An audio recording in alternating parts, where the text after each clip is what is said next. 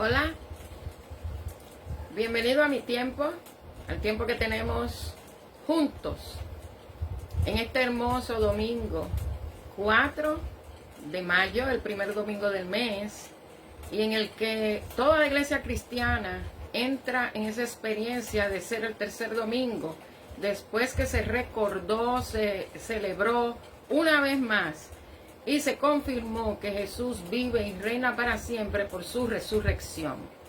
Las lecturas bíblicas asignadas para este tercer domingo después de la resurrección la encontramos primero en el Salmo 30, que es un salmo que es un canto de acción de gracias escrito por el rey David, en el que él da su corazón en agradecimiento a Dios por haberle librado de una enfermedad. Hay que ir, claro, a los libros de historia, la misma Biblia, los libros de Samuel y hasta más adelante para poder entender por qué la gratitud de David en ese sentido de haberlos sanado. Pero también es un salmo que es usado para la celebración, para recordar la dedicación del templo de Jerusalén, que en hebreo es la que nosotros conocemos como Hanukkah. También tenemos hoy a Apocalipsis, la visión de Juan, el discípulo ya preso y desterrado en la isla de Patmos, que escribe el libro de Apocalipsis, y también donde él presenta alabanza a Dios por ser quien es.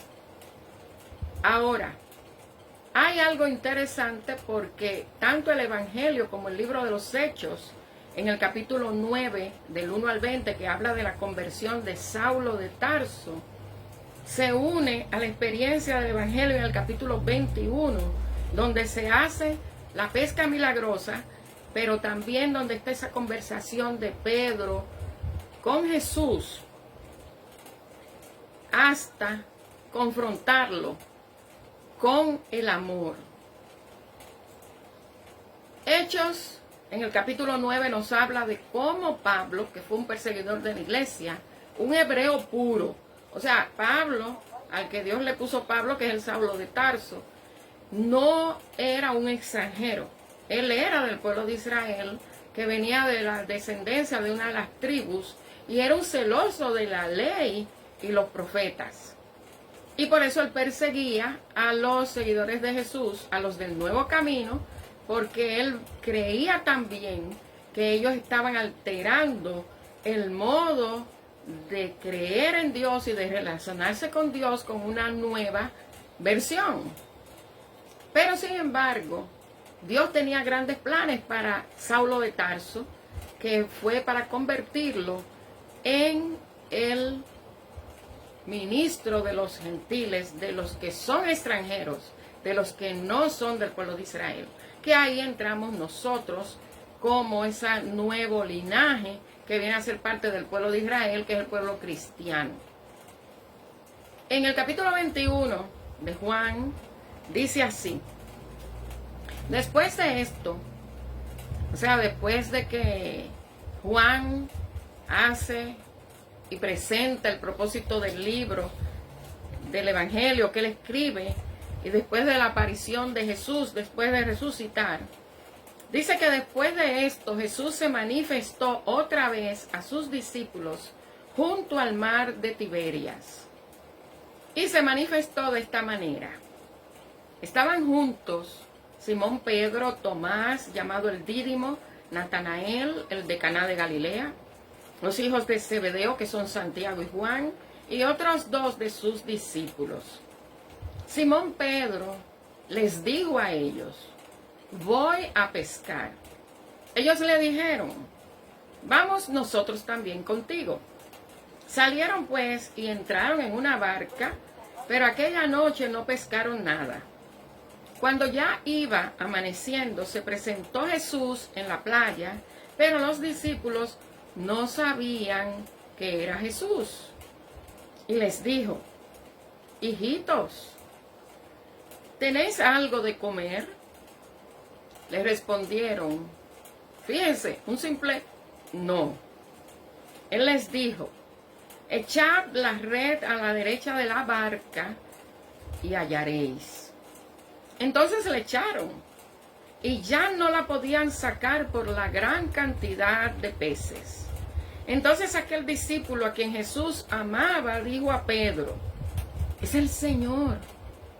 Simón Pedro, cuando oyó que era el Señor, se ciñó la ropa porque se había despojado de ella y se tiró al mar. Los otros discípulos fueron con la barca arrastrando la red llena de peces, pues no distaban de tierra sino como 200 codos. Al descender a tierra, vieron brasas puestas y un pescado encima de ellas y pan. Jesús les dijo, traed de los peces que acabáis de sacar. Subió Simón Pedro y sacó la red a tierra llena de grandes peces, 153. Y aun siendo tantos, la red no se rompió. Les dijo, venid, comed. Y ninguno de los discípulos se atrevía a preguntarle, ¿tú quién eres? Sabiendo que era el Señor. Vino pues Jesús y tomó el pan y les dio, y asimismo del pescado. Esta era ya la tercera vez que Jesús se manifestaba a sus discípulos después de haber resucitado de los muertos. Fíjense ahora la segunda parte, que es la que de verdad llena y llega a la conciencia y al corazón de cada persona que está en los caminos del Señor, pero todavía su vida representa esa palabra que ha caído en el camino, entre los espinos y entre las piedras. Después de comer, Jesús dijo a Simón Pedro, Simón, hijo de Jonás, ¿me amas más que estos? Le respondió, sí, Señor, tú sabes que te quiero. Él le dijo, apacienta mis corderos. Volvió a decirle la segunda vez Jesús a Simón, Simón, hijo de Jonás, ¿me amas? Pedro le respondió, sí, Señor, tú sabes que te quiero. Le dijo Jesús, pastorea mis ovejas. Le dijo por tercera vez, Simón, hijo de Jonás, ¿me quieres? Pedro se entristeció de que le dijera por tercera vez, ¿me quieres? Y le respondió a Jesús, Señor, tú lo sabes todo, tú sabes que te quiero. Jesús le dijo, apacienta mis ovejas. De cierto te digo, cuando eras más joven, te ceñías e ibas a donde quieras. Pero cuando ya seas viejo, extenderás tu mano y te ceñirá otro y te llevará a donde no quieras. Esto dijo dando a entender con qué muerte había de glorificar a Dios, y dicho esto, le dijo, sígueme.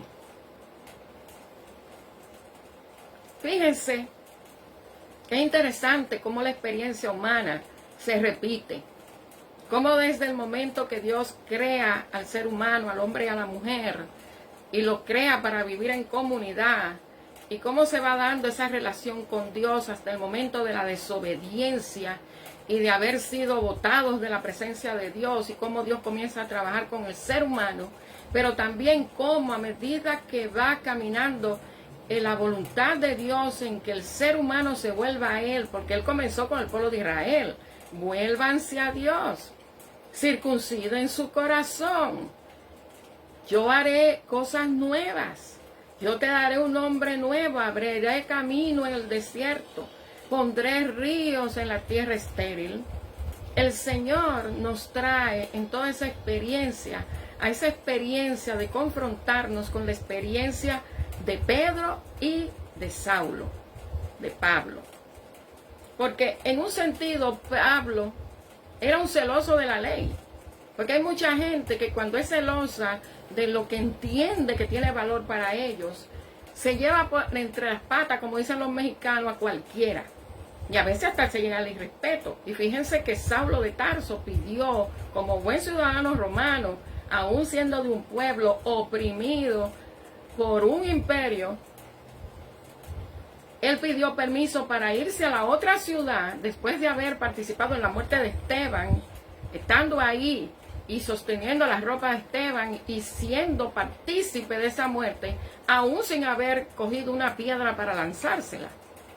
Y sin embargo, cuando le dan el permiso de ir de una ciudad a otra, desde Jerusalén hasta Damasco, imagínense lo que le pasa. Tiene un encuentro con el Señor, porque hay mucha gente que cree, el malo cree que cuando se burla de un cristiano, que cuando le cierra la puerta al cristiano, que cuando le niega las cosas por derecho al cristiano, cree que se lo está haciendo a uno. Y sin embargo Jesús dijo muy claro que todo lo que le hagan a los que son suyos es a él que se lo hacen.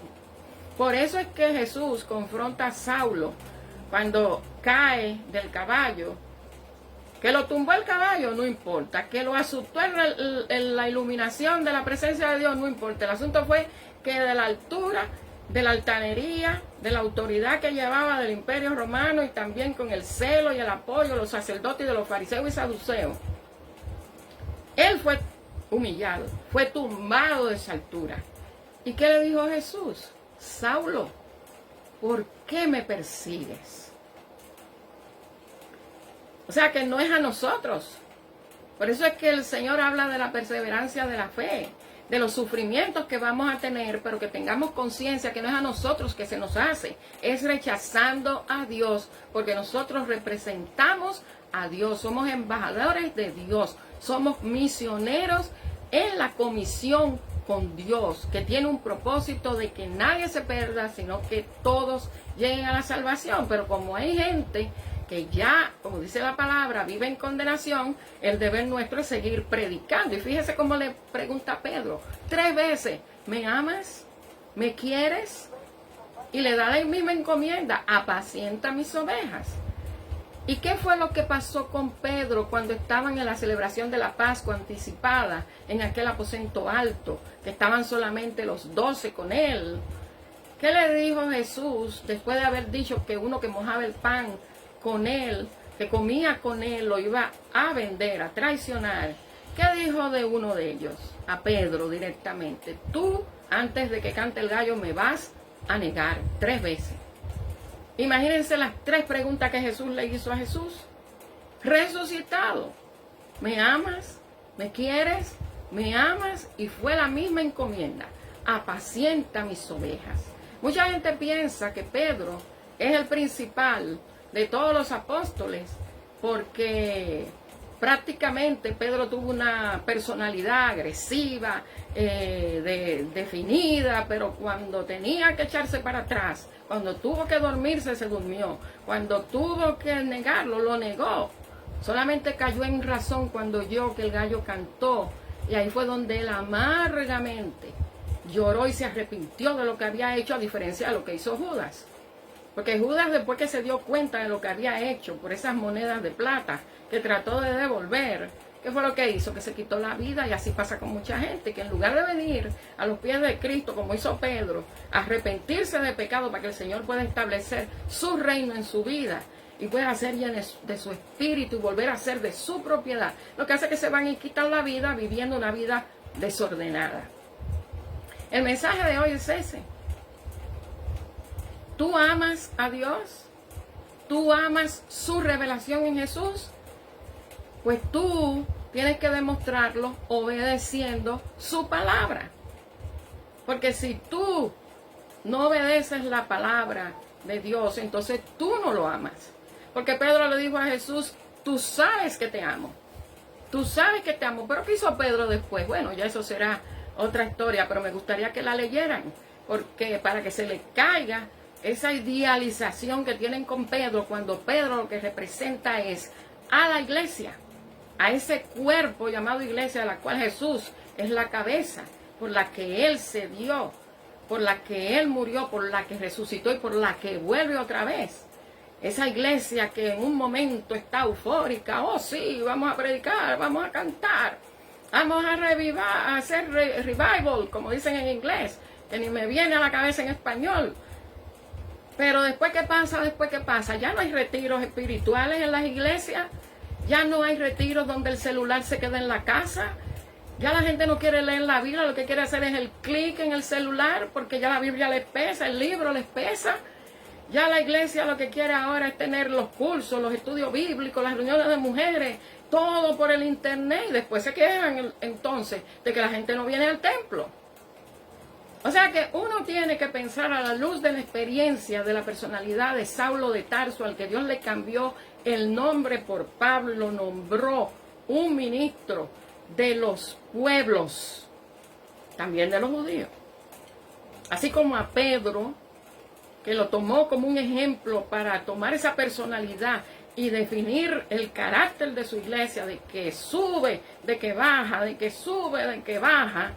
Mira, hermano, hay que estar consciente de que si usted dice que ama a Dios, porque el Señor lo sabe, al Señor no se le soborna, el Señor no miente, con el Señor no se juega. Si usted dice que ama a Dios, usted tiene un deber. Y el primer deber que usted tiene es de vivir en la palabra de Dios. No en lo que dicen los partidos políticos, ni lo que dicen a los que le pagan para ir a levantar ambiente negativo y pelear por lo que no es suyo. Levantar la voz de justicia, porque recuerden que el reino de Dios comienza en el corazón. Así que espero que hoy, en este tercer domingo, hermoso primer domingo del mes de mayo, el quinto mes del año, ya caminando de la primavera y coqueteando con el verano, tú puedas pensar si de verdad tú amas al Señor y si perseveras en su palabra para cumplir con el deber de apacentar a las ovejas. Acuérdense que el primer mandamiento es amar a Dios sobre todas las cosas. Y el segundo, tan importante como es, y donde se resumen toda la ley y los profetas, amar al prójimo como a uno mismo. Si tú amas a Dios, tú vas a amar al que tú sabes que necesita la salvación de Dios, que necesita venir a los pies de Cristo antes de que muera o antes de que Jesús el Cristo vuelva. Que Dios te bendiga.